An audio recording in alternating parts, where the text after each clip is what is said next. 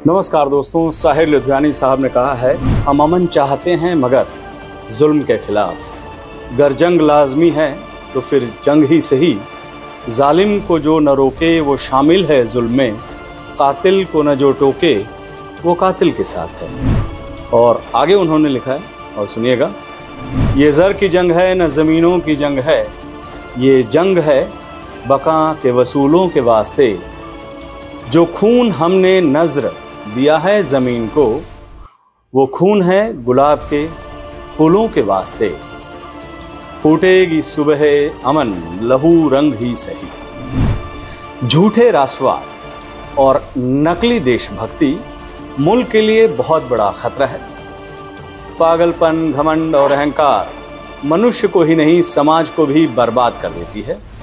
बिना सोचे बिना समझे देश पर नई नीति लागू करना हानिकारक होता है, और वो हमने देखा है किस तरह से 3 काले कानून लागू किए गए थे। उसका हश्र हम सब जानते हैं। अग्निपथ, जिनकी उम्र देश के लिए कुछ करने के लिए होती है, उस उम्र में सरकार उन्हें रिटायर करने की योजना लाई है। बवाल होना लाजमी है, और बवाल हुआ भी। 18 वर्ष की उम्र में संविदा पर नौकरी यानी ठेके पर नौकरी पाकर 23 में वह रिटायर हो जाएगा। और इसके बाद वो शादी करता है तो समाज पूछेगा कि क्या करते हो, तो उसका उत्तर होगा कि अग्निवीर के साथ साथ मैं एक रिटायर हुआ आदमी हूं। अग्निवीर रिटायर हो चुका है। खैर, चलिए आपको सुनाते हैं एक कहानी हिटलर की। राष्ट्रवाद के नाम पर हिटलर का जब मायाजाल टूटने लगा तो उसने कम उम्र के बच्चों के हाथ बंदूकें थमा दी। यानी जर्मन सेना ने छोटे छोटे बच्चों के लिए भी भर्तियां खोल दी। उन्हें वर्दियां पहनाई जाने लगी। उन्हें युद्ध में मरने के लिए भेज दिया गया। अब ये तस्वीर देखिएगा और गौर से इस तस्वीर को देखिए। 16 साल के हैंस जॉर्ज हैंक की है, जिसे हथियार देकर लड़ने को कहा गया। जंग में जब वो पकड़े गए तो वो रोने लगा। ये तस्वीर उस युवा बालक की भावनाएं दर्शाती है। झूठे राष्ट्रवाद ने उसके यौवन को पागलपन में धकेल दिया। इसलिए झूठे राष्ट्रवाद और नकलचियों से, जो नकली देशभक्ति कर रहे हैं, उनसे बचिए। अब आते हैं मुद्दे पर, असली मुद्दे पर, अग्निपथ। अग्निपथ मतलब आग के रास्ते पर ले जाने वाला रास्ता। खैर, अग्निपथ योजना छोटी अवधि के लिए नियुक्त एक फिट जवान की ड्यूटी 10 से 15 साल के लिए होती है। अब इस योजना की वजह से भारतीय सेना में नौसिखिए, जो नए सीखेंगे फौज के बारे में, उन जवानों की संख्या बढ़ जाएगी। जो शत्रु देशों की ओर से मिलने वाली चुनौतियों का सामना करना एक बड़ी चुनौती होगी। इसे बिना पायलट प्रोजेक्ट के लाए ही लागू कर दिया गया। कुछ इसे कहते हैं कि योजना बिना पर्याप्त कर्मचारी और क्षमता के बगैर शुरू की जा रही है। इसके तहत कम प्रशिक्षित युवा किसी सब यूनिट का हिस्सा बनेंगे और फिर बिना किसी भावना के ये अपनी नौकरी सुरक्षित रखने की दौड़ में शामिल हो जाएंगे। एक रिटायर्ड सेवानिवृत्त लेफ्टिनेंट जनरल ने, अखबार जो टेलीग्राफ है उसको उन्होंने बताया, टेलीग्राफ अखबार में, कि ये दुर्भाग्यपूर्ण है कि जिन लोगों ने इस योजना को लाने का फैसला किया है उन्हें भारतीय सेना के बारे में कोई जानकारी नहीं। न तो उन्होंने और न ही उनके बच्चों ने कभी भी सेना में सेवाएं दी होगी। उन्होंने देश में बेरोजगारी को देखते हुए कहा कि हजारों अग्निवीर 4 साल तक सशस्त्र बलों में सेवा देंगे।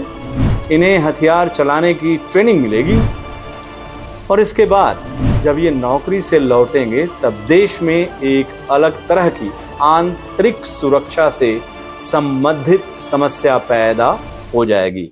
आंतरिक सुरक्षा से संबंधित समस्या, आप समझ रहे होंगे वो इशारा किस तरफ कर रहे हैं। सोचिए और विचारिए कि 5 ट्रिलियन इकॉनमी का ख्वाब संजाए लोग अब आर्मी में भी ठेका प्रथा लेकर आ रहे हैं।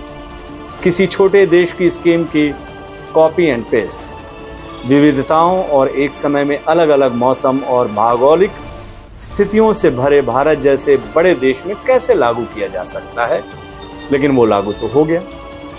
केवल और केवल 4 साल के लिए संविदा यानी ठेके पर नियुक्ति होने वाले जवानों में अनुशासन, समर्पण और अपनी रेजिमेंट, बटालियन अथवा पलटन की इज्जत के लिए जान पर खेलने का जुनून और जज्बा क्या 4 साल में पैदा हो जाएगा? मान लीजिए 3 साल की सेवा के बाद चौथे वर्ष में किसी विषम परिस्थिति में जवान की नियुक्ति हो गई, तो क्या वह वहां टिक पाएगा, जब उसे पता है कि 1 वर्ष बाद उसे तो आखिरकार घर बैठना ही है, विशेषतः जब उसकी उम्र महज 21 साल होगी। खैर 1 साल के लिए 23 साल अभी सरकार ने किया है।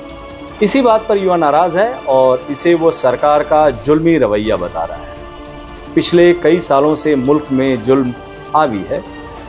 किसान आंदोलन में जुल्म दिखे, नागरिकता कानून आंदोलन जब लागू करने की बात हुई तो उस वक्त हमने जुल्म देखे, कश्मीर में धारा 370 हटाने पर जुल्म दिखे, राजनीतिक पार्टियों के नेताओं यानी विपक्षी दल के नेताओं पर जुल्म दिखे, संसद के अंदर संसद के बाहर सड़कों पर जुल्म दिखे, हाथरस उन्नाव सहित न जाने कितनी जगहों पर हमारी बेटियों के साथ जुल्म देखने को मिले।